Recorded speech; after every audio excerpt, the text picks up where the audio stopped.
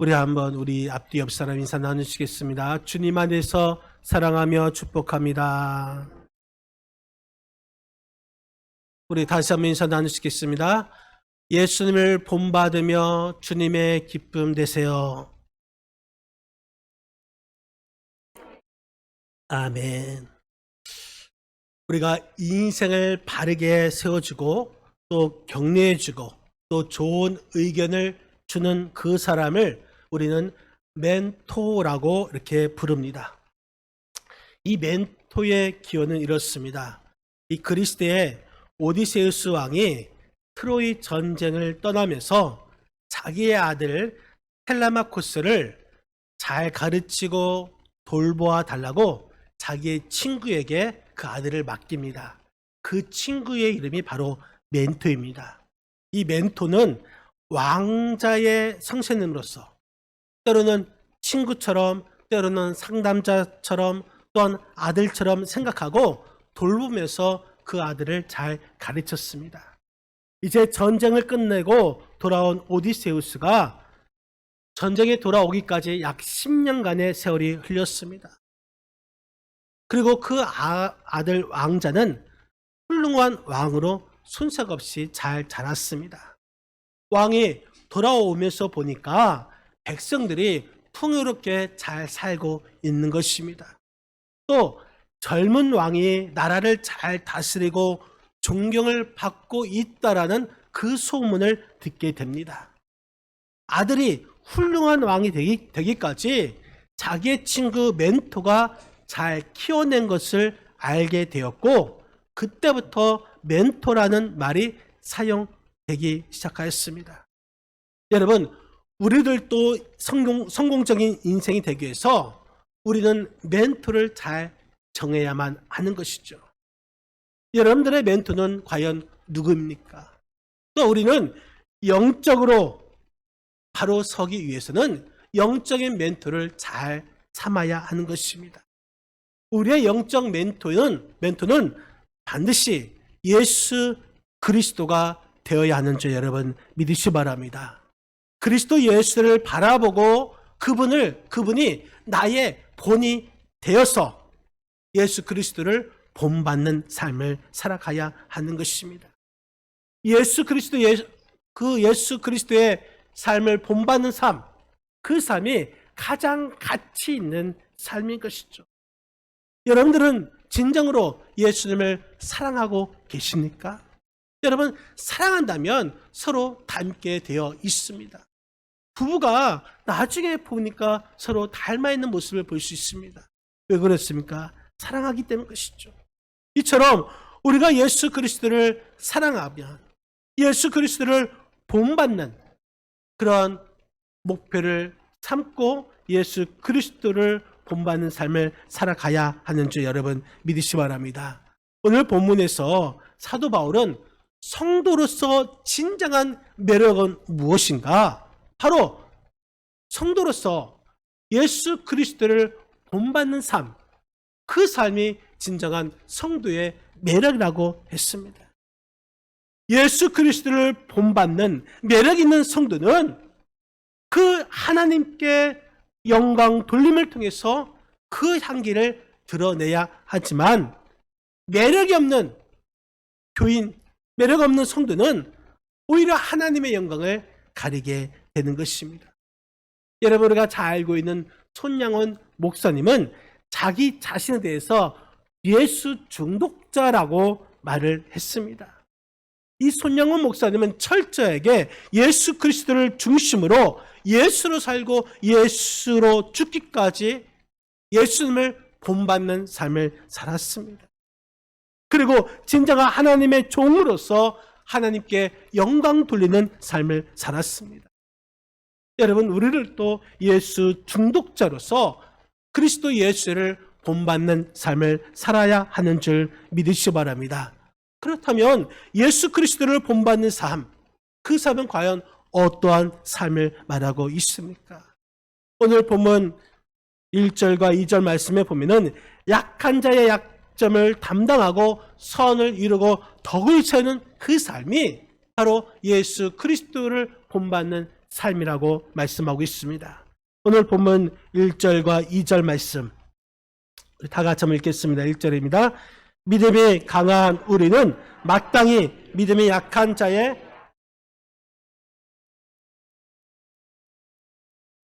우리 각 사람이 이웃을 기쁘게 하되 선을 이루고 덕을 세우도록 할지니라. 아멘. 믿음이 강한 우리는 마땅히, 여러분 여기서 마땅이라는 것은 빚지다, 의무가 있다, 해야만 한다라는 뜻입니다. 그래서 약한 자의 약점을 담당하는 것, 이것은 선택이 아니라 의무라는 것입니다. 우리에게 마땅히 해야 할 것을 말하고 있습니다. 또 담당하다, 이 말은 헬라어로 바스티조라고 말을 하는데 짊어진다, 받아들인다라는 뜻입니다. 우리가 공원 같은 곳에 가면 나무를 옮겨 심고 나서 나무가 쓰러지지 않게 해서 방지하기 위해서 보조, 막대기로 나무를 지탱하는 것을 볼 수가 있습니다. 이것이 바로 바스티조, 담당하다라는 뜻입니다. 연약한 자의 약점을 담당하라. 이 말씀은 연약한 자의 약점을 내 약점으로 알고 그대로 짊어지라는 말씀인 것입니다. 연약한 자의 부족한 점을 그대로 받아들이라는 말씀인 것입니다. 우리 예수님께서 약한 자의 약점을 담당하시러 오셨습니다. 우리 예수님은 십자가 위에서 우리의 모든 허물을 대신 덮어섰습니다. 우리의 죄를 대신 짊어지셨고 우리의 질병 또한 짊어지셨습니다. 그리고 우리의 허물과 우리의 저주를 담당하셨습니다.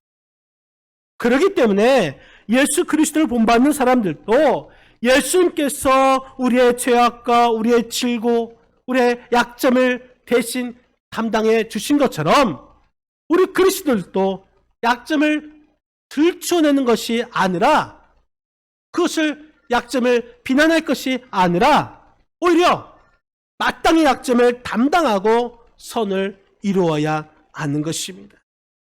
여러분, 그러니까 우리 교회 성도님들은 우리 교회 성도님들의 그 약점을 가지고 이 장난치지 말아야 하는 것입니다. 그리고 이 부족한 종인 이 우리 교회 목사인 저의 약점을 가지고 동네방네 이렇게 소문을 내고 들춰내고 그러면 안 되는 것입니다. 가정도 마찬가지입니다. 남편의 약점을 가지고 아내의 약점을 가지고 헌담하고 다니면 가정이 힘들게 되는 것이죠. 또 처음 출석한 자의 약점을 가지고 비판하면 실망하고 또 시험에 들기 쉽습니다. 오히려 그 약점을 비판하는 대신에 내 약점으로 받아들이고 그 약점을 담당해야 하는 것입니다.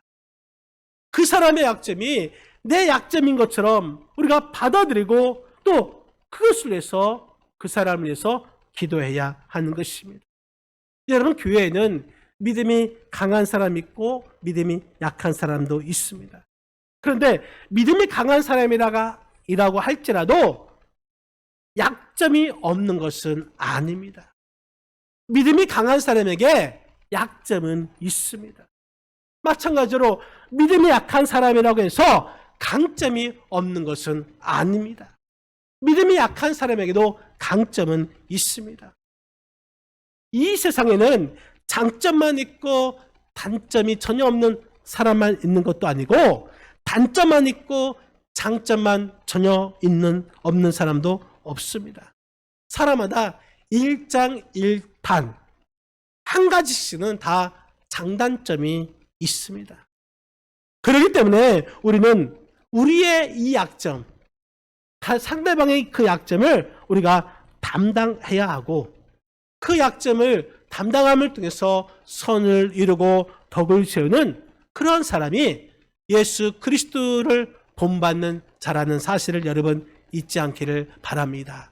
또 그 사람은 이웃을 기쁘게 하고 하나님께 영광을 돌리며 또 그 사람은 자기 자신도 행복한 자가 될 수가 있습니다. 그래서 사도 바울은 갈라디아서 6장 2절에 이렇게 말하고 있죠. 갈라디아서 6장 2절 우리 같이 한번 합독하시겠습니다.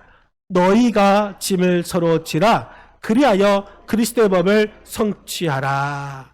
너희가 짐을 서로 지라 그리하여 그리스도의 법을 성취하라. 여러분, 이렇게 명령하는 이유가 무엇입니까? 짐을 서로 지는 것, 이것이 바로 약점을 서로 담당하라는 것입니다. 약점을 서로 담당할 때에 그리스도의 법, 사랑의 법을 성취할 수 있게 되는 것입니다. 하나님은 우리 믿음의 권속들이, 여러분들이 약한 자의 약점을 마땅히 담당하여서 선을 이루고 덕을 세움을 통해서 하나님을 기쁘시게 하고 사람들을 기쁘게 하고 또 사람에게 감동을 주고 하나님께 영광을 돌려서 그리스도의 법을 성취하는, 그리스도 예수를 본받는 그리스도인들이 다 되시기를 주님의 이름으로 간절히 축원드립니다. 또한 그리스도를 본받는 자들은 비방하는 자의 비방에 대해서 인내와 위로로 소망의 삶을 살게 합니다. 오늘 본문 3절과 4절 말씀 같이 한번 읽겠습니다. 3절입니다. 그리스도께서 자기를 기쁘게 하지 아니하셨나니 기록된 바 주를 비방하는 자들의 비방이 내게 미쳤나이다 함과 같으니라. 무엇이든지 전에 기록된 바는 우리의 교훈을 위하여 기록된 것이니 우리로 하여금 인내로 또는 성경의 위로로 소망을 가지게 함이니라. 여러분, 누구에게나 칭찬하는 사람이 있는 반면에 비방하는 사람이 있습니다. 이 비방이란 것은 남을 헐어서 욕함이라는 뜻으로 헌담을 말하는 것이죠. 사람들은 칭찬받는 것을 좋아합니다. 그런데 비방하는 것을 싫어하죠. 그런데 칭찬을 받는 것을 좋아하는데 칭찬을 받으면 받을수록 남을 칭찬하는 데는 너무나 인색하십니다. 그리고 비방하는 일에 있어서 부지런한 그런 사람이 있습니다. 그런 사람이 성경에서 제사장들, 또한 장로들, 바리새인들이었습니다. 이 바리새인들, 제사장들, 장로들은 예수님을 비방했습니다. 누구로부터 비방을 당한다는 것, 정말 기분 나쁜 일이죠. 불쾌한 일입니다. 그런데 예수님은 그 비방받는 것 참고 견디셨습니다. 인내하셨습니다. 그러면서 오히려 우리에게 위로와 소망을 주신 것입니다. 여러분, 이처럼 우리가 본받아야 할 그 예수 그리스도는 인내로서 또한 위로서 소망을 이루어야 하는 것입니다. 사도 바울은 로마서 3절과 4절 말씀에 이런 말씀을 했습니다. 우리 로마서 5장 3절 4절 같이 한번 읽겠습니다. 다만 이뿐 아니라 이는 환난은 인내를, 인내는 연단을, 연단은 소망을 이루는 줄 알미로다. 아멘. 인내가 없으면 소망을 이룰 수가 없습니다.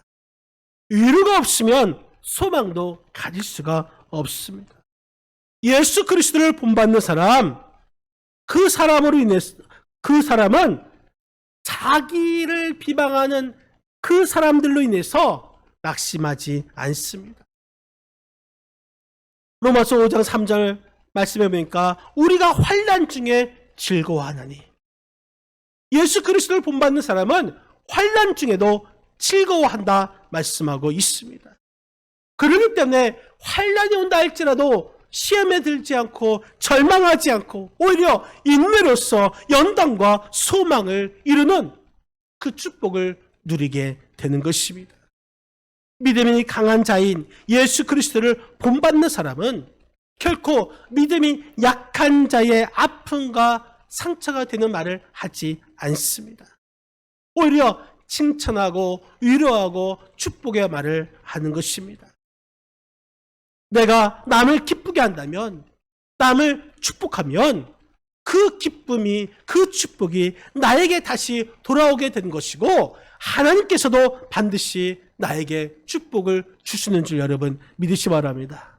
시편 109편 말씀에 보면은 저주의 말을 하는 자, 그 저주가 나에게 오고 축복의 말을 하면 그 축복이 나에게 온다고 말씀해 주고 있습니다.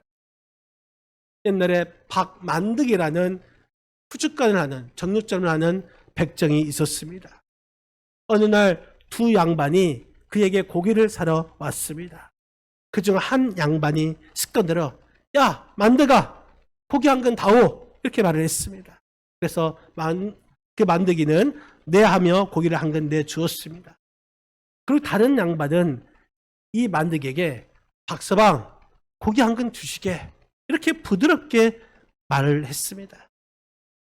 그래서 그 만득이는 그 고기를 썰어서 그 양반에게 주었는데 언뜻 봐도 먼저 산 양반의 고기 양보다 훨씬 더 커 보인 것입니다. 똑같은 한 근인데 그 차이가 많이 나니까 먼저 온 그 양반이 화가 나서 따졌습니다. 야 이놈아, 같은 한 근인데 이 양반의 것은 많고 왜 내 것이 이렇게 적으냐? 그랬더니 이 만드기는 당연하듯이 이렇게 말한 것입니다. 손님의 것은 만드기가 자른 것이고 저 손님의 것은 박서방이 자른 것이기 때문에 그렇습니다. 여러분, 다른 사람의 마음에 상처를 주는 말, 그 말은 보이지 않는 그 사람의 마음에 아픔과 상처가 되고 그래서 그 마음을 썩게 만들게 되는 것입니다. 그래서 우리는 항상 언제나 좋은 말과 칭찬의 말을 할 수 있는 그러한 자가 되어야 하는 줄 믿으시기 바랍니다. 우리들은 언어, 말하는 것, 물질, 또 우리의 삶, 이 모든 것으로 하나님과 이웃을 기쁘게 해야 하는 것이고 그것을 위해서 항상 노력하고 기도해야 하는 줄 여러분 믿으시기 바랍니다. 바라기는 우리의 삶이 상처와 손해를 끼치는 믿음 약한 자의 삶이 아니라 오히려 믿음이 약한 자를 도와주고 기쁘게 해주는 그리스도 예수를 본받는 믿음이 강한 그리스도인이 다 되시기를 주님의 이름을 간절히 축원드립니다. 또 우리가 그리스도 예수를 본받는 삶은 서로 뜻을 같이하여 하나님께 영광 돌려야 합니다. 오늘 본문 5절과 6절 말씀 같이 한번 읽겠습니다. 5절입니다. 이제 인내와 위로의 하나님이 서로 뜻이 같게 하여 주사 한 마음과 한 입으로 하나님 곧 우리 주 예수 그리스도의 아버지께 영광을 돌리게 하려 하노라. 아멘. 그렇습니다. 예수 그리스도를 본받는다는 것, 그것은 서로 뜻이 같아야 하는 것입니다. 그래서 한 마음과 한 입으로 하나님께 영광을 돌려야 하는 것입니다. 사실 서로 뜻을 같이 한다는 것, 한 입으로 또 한 마음으로 하나님께 영광 돌린다는 것, 쉬운 일이 아닌 것이죠. 이 성도가 뜻을 같이 하는 것, 그것은 기적에 가까운 일입니다. 그리고 목회자와 성도들은 더더욱 어려운 일인 것이죠. 그럼에도 예수님은 뜻을 같이 하기를 원하셨습니다. 오늘 본문에서도 사도 바울은 예수 그리스도를 본받아서 서로 뜻을 같이 하기를 원하고 있다라고 말하고 있습니다. 한 마음과 한 뜻으로 하나님께 영광을 돌리는 사람, 그 사람이 예수 그리스도를 본받는 사람인 것입니다. 예수 그리스도를 본받는 사람들은 하나님을 기쁘시게 하는 일에 그 뜻을 같이 해야 하는 것입니다. 여러분, 마귀는 이 분열을 조장합니다. 서로 말이 많게 합니다. 사공이 많아지게 하는 것이죠. 또 삐지게 합니다. 조금만 말해도 금방 쉽게 삐지고 상처받습니다. 죄의 사실에서 벗어나지 못하도록 우리를 올무로 매이게 합니다. 여러분, 우리는 예수 그리스도를 본받아 서로 뜻을 같이 하고 하나가 돼서 하나님께 영광을 돌리는 일에 힘써야 되는 줄 믿으시 바랍니다. 오늘도 내일도 바라기는 저와 여러분들이 우리 모두가 하나님을 기쁘시게 하기 위해서 뜻을 같이 하고 하나가 되어서 하나님께 영광 돌리는 예수 그리스도를 본받는 믿음의 권속들이 다 되시기를 주님의 이름으로 간절히 축원드립니다. 여러분, 뉴욕 매치의 투수이자 몬트리올 엑스포의 구원 투수로 명성 날린 미국 메이저리그의 유명한 야구 선수인 팀 버크라는 선수가 있습니다.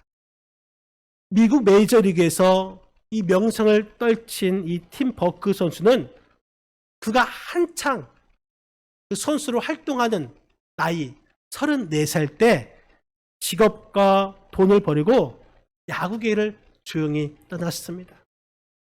30년 전에 그가 받던 연봉이 200만 달러, 하나 22억 원이었습니다. 지금 30년 전의 일이죠.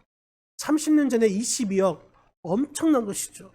그런데 은퇴한다라는 발표 없이 그냥 야구계를 떠났습니다. 그런데 그 조기 은퇴의 이유가 매우 놀랍습니다. 그는 5명의 아이들을 입양하는데 그 아이들을 돌보기 위해서 은퇴를 결심했던 것입니다. 더 놀라운 것은 그가 입양한 아이들 모두가 장애가 있다라는 것입니다. 큰딸 이름이 스테파니인데 이 딸은 한국에서 조선아로 태어나서 심장에 구멍이 있어서 부모에게 버림을 받았습니다. 그 딸을 입양하여서 수술시키고 자기 딸로 입양시킨 것입니다. 둘째는 라이안이라는 과테말라 남자아이로서 갑상선에 문제가 있고 정신질환이 있는 아이입니다. 그 아이를 입양시킨 것입니다. 셋째는 니콜이라고 하는데 이 스테파니 첫째 딸처럼 한국 여자아이로서 태어날 때부터 오른손이 없고 심장에 문제가 있고 간질이 있어서 하루에도 몇 번씩 발작을 하기 때문에 부모가 버렸다는 소식을 듣고 데려와서 입양을 한 것입니다. 넷째 아이는 웨인이라고 하는 베트남 남자아이로서 다리에 장애가 있습니다. 그래서 부모가 다리에 장애가 있대서 길거리에 버렸습니다. 그 아이를 입양한 것입니다. 다섯째는 이 과탈레마에서 태어난 여자아이로서 입술과 입천장이 갈라진 채로 태어나는 99개월이라는 소아선천성 질병이 있어서 버림받은 딸로 입양한 후에 이 아이를 치료해 주었습니다. 이 버크 부부는 앞으로도 5명을 더 입양하기 위해서 방이 9개 달린 그 집을 지어놓고 준비 중에 있다는 것입니다. 지난 1991년 7월에 이 몬트리올 한 병원에서 셋째 니콜이 심장 수술 받았을 때에 이 버크 선수가 이제 몬트리올 엑스포 팀에서 메이저리그의 명문 구단인 뉴욕 매치로 이적한다는 그 통지를 받고 이제 몬트리올에서 떠나야만 했습니다. 그때에 이 몬트리올 병원에서 수술을 받고 있는 입양한 딸, 그 딸이 이제 수술을 받게 되었는데 그 사경을 헤매고 있는 그 딸을 옆에서 지켜보고 있는 안절부절 못하는 아내를 두고 뉴욕으로 떠나야만 했습니다.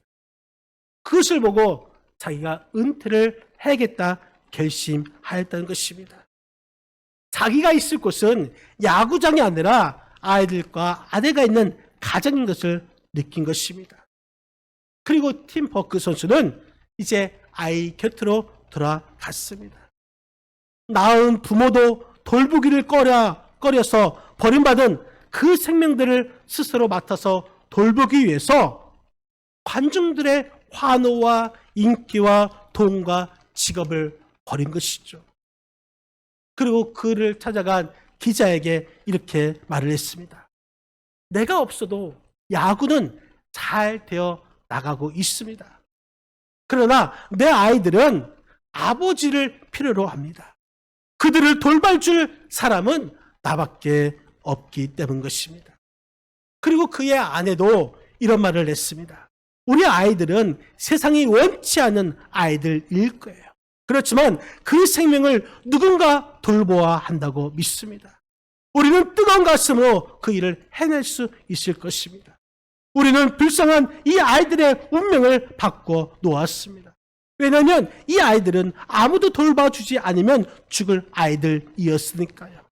그러나 이 아이들을 키우면서 우리 부부가 깨달은 것은 오히려 이 아이들이 우리의 운명을 바꾸어 놓았다라는 사실입니다.